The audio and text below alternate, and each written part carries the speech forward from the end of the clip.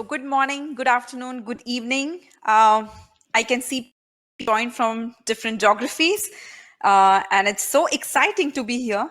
For last 2 days, I have been listening to a lot of awesome speakers, and it's a great honor to share the stage with such amazing people out here. So once again, welcome to this session. For next 20 minutes, we are gonna deep dive, at least we'll try in this topic of OKRs. A little about myself. I'm Rutuja. I work as an Agile and OKR coach with LogMeIn, and I'm based out in Germany. So for my last more than a decade, I have tried different frameworks with Agile, Lean, and OKRs, and I think it's a continuous journey of learning. And today I'm gonna just share a couple of things which I learned from my OKR journey in last couple of years. Okay, so I hope you all can see my screen. We're gonna talk about objectives and key results, OKRs. And the session is about how do we design effective OKRs for our team? How can you design your effective OKRs for your team? Starting with OKRs. Now, OKRs is an acronym for objectives and key result. So let's look into what does it mean? What are OKRs? Objective is simply what is to be achieved. So what is an objective? It is nothing more, nothing less. It is that simple what statement. What is that statement? What is that thing? What is that goal which you as a team or individual or as an organization you want to achieve? This is nothing but your objective. A key result is a benchmark which will help us to understand that how do we get to that objective. So the key results are nothing but hows. So OKR is a goal setting framework. There are many goal setting framework out there. Some organizations use KPIs, key performance indicators. Some use SMART goals, and OKR is one of them. Usually in OKR philosophy, they say KPIs with souls and intent is nothing but OKRs. So what are objectives and key results? The goal setting framework. The objective is simply what is to be achieved, and a key result is how do we get there. So this will benchmark and monitor step by step progress towards this objective. Now, a lot of times when I'm working with teams and organization, I have realized that the leaders just come with their team and they start talking about, okay, team, we as a team, what should be our goal? What should we achieve? What should we be working on in next couple of months? I mean, that's okay. That's a good approach. That's all OKR is about. But the most important layer or a step before defining OKR is you start with a why. Now, what does this mean? As an organization, it is the leader's responsibility to talk about purpose. Purpose is nothing but why do we exist? So as leaders, as managers to your team, it is important that you communicate the purpose of your existence. Why do we exist as an organization?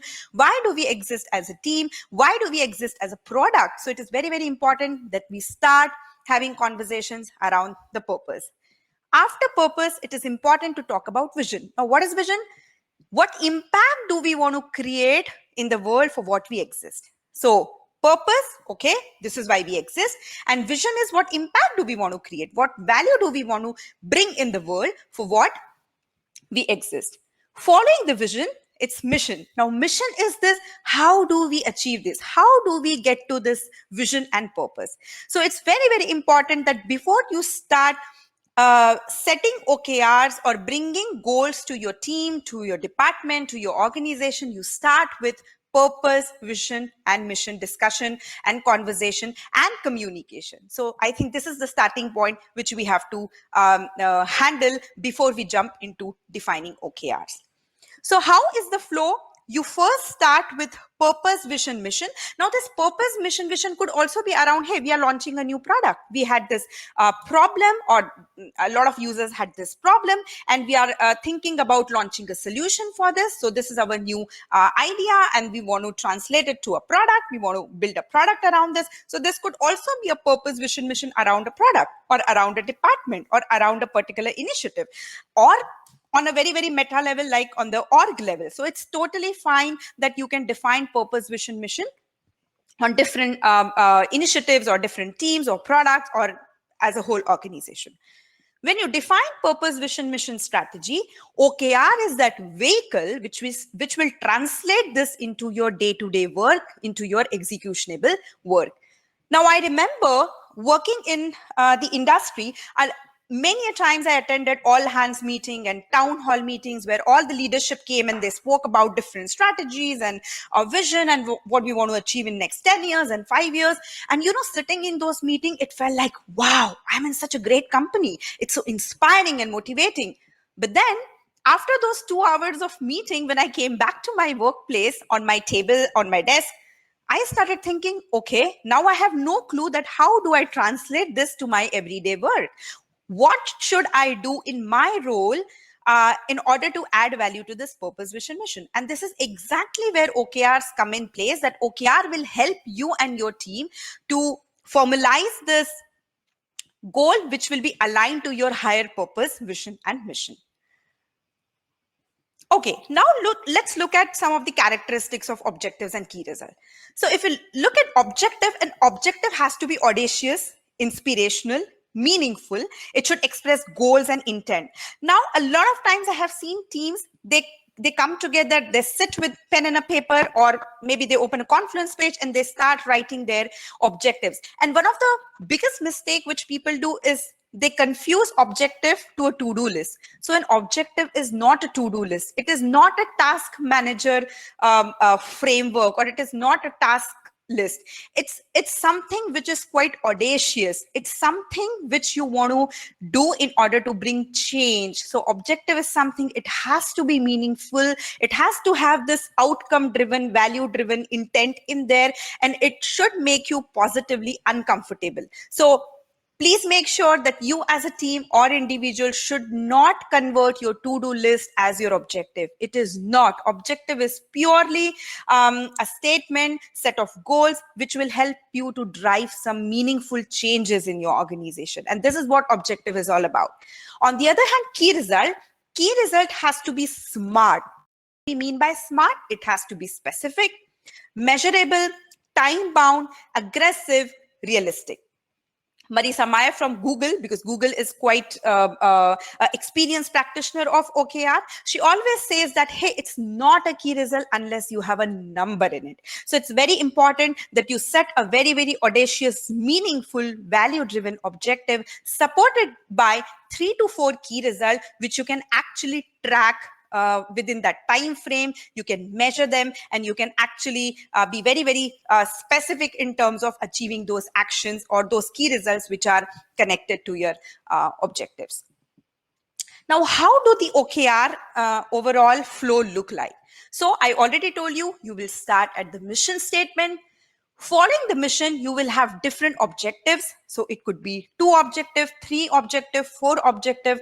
I usually tell teams to avoid more than 3 objectives. The reason is less is more. So in, again, OKR philosophy, they say lesser the goals, the more focus you have, and it's important to have control on your work in progress. So having 10 goals, 10 objectives for a quarter, I'm not sure if it's pragmatic or realistic to be, working on 10 goals at the same time.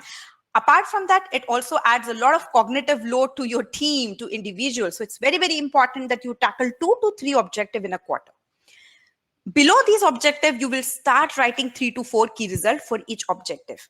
And inside that, you may have your to-do list. So I was talking about, hey, you may have list of activities, list of tasks which you need to do, let's say every day, in order to fulfill this key result, which will effectively add value to the objective. So definitely you may have task list, but that needs to be jotted down under the key result. So it has to start with mission, objective, key result, and following it, it has to be your task, activities, etc. Now let's look at one of the OKR. So I will show you the first OKR here.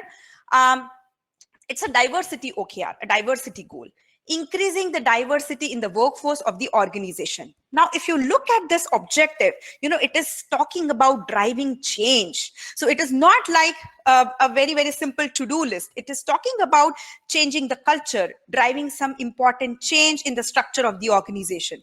Now, if you look at the key result could be women make up at least 40% of all the team members. Next key result is women make up at least 35% of all the managers.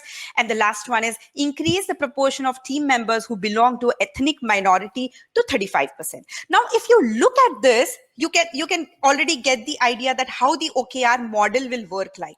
Objective is really, really meaningful, something which will drive a lot positive culture or change in the organization. And then you're talking about very, very specific, measurable, verifiable key result, which you will track on a very weekly basis and see, hey, my activity today, is it contributing in this key result?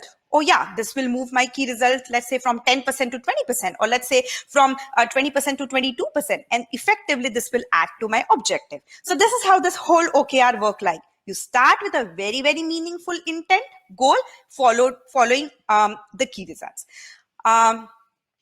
Okay, now a quick history. How did it start? So OKR started in a company called Intel.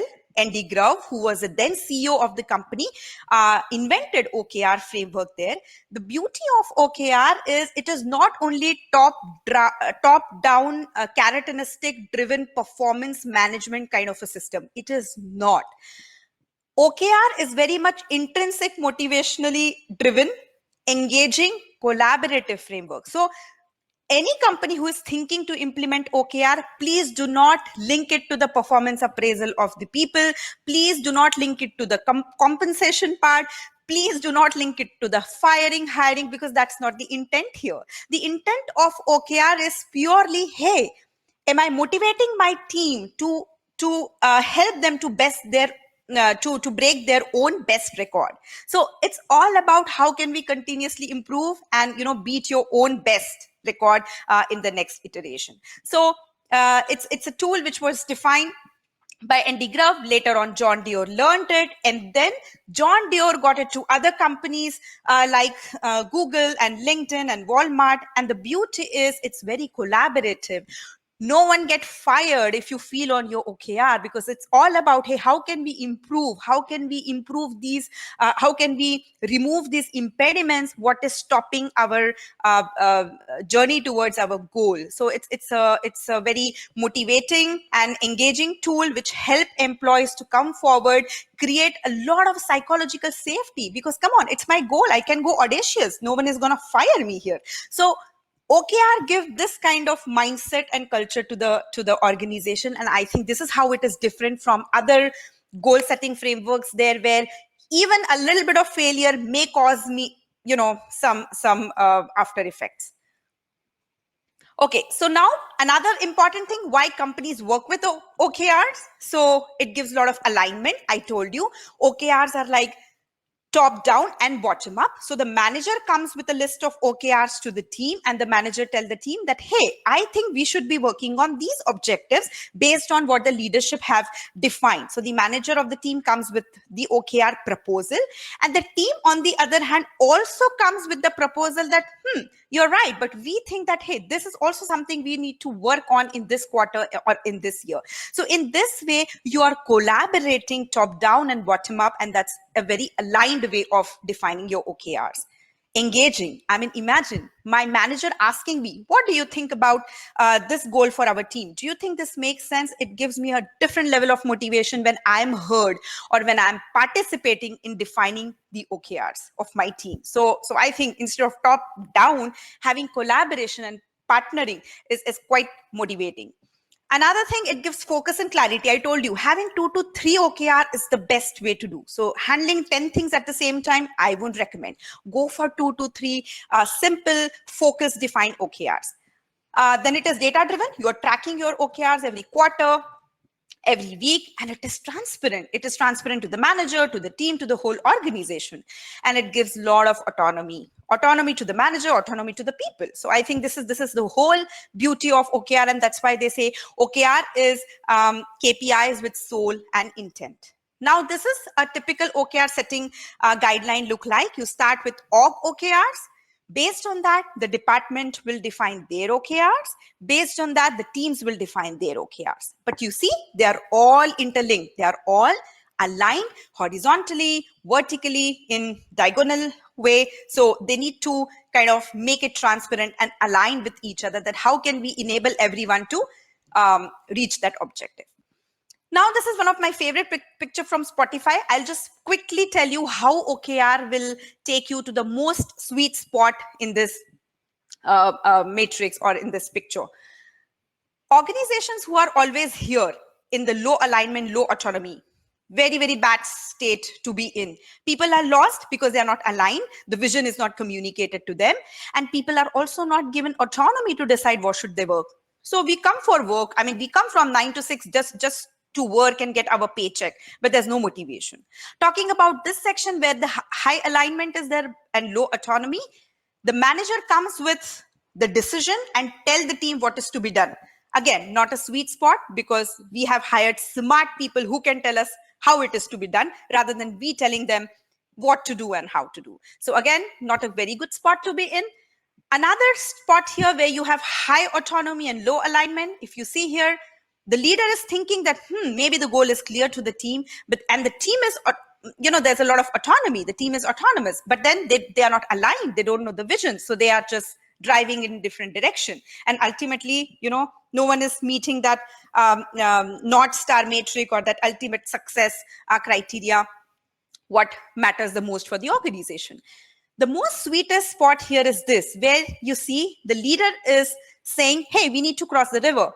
And he's asking the team that, hey, figure out how. So this kind of spot is somewhere organizations should try to drive towards, and OKR definitely helps organizations to bring, teams and people to reach this level. Now, this is the overall cycle of OKR. I already mentioned that we start with purpose, vision, mission. Then you have OKR definition, OKR check-in. So you define OKR, you track your OKRs, and then you reflect on your OKR. Reflection is not blame game here. Reflection is all about, why did we fail? What we could have done better? So it's kind of a retrospective, and this is how this whole cycle helps the team to be in time and, focus on the most mattering things, what they should be working on. All right, so with this, you can always reach out to me. That's my email ID and my LinkedIn. Please connect. And if you have any further questions, anything which I can help you with regards to OKR, very happy to support. Any questions, you can share it in the chat because I think we still have 3 minutes to go. We can take some questions if it's here. Any feedback, anything which you want to say, just feel free.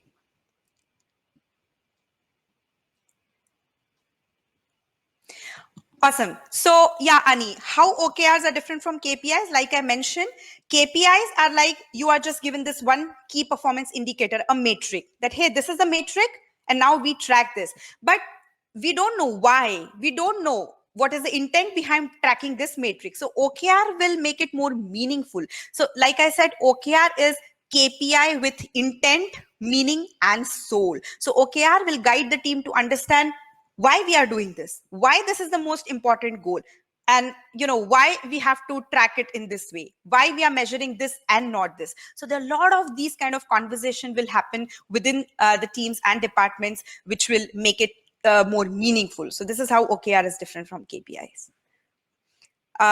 Simon said, I find that OKR also works well with other goals.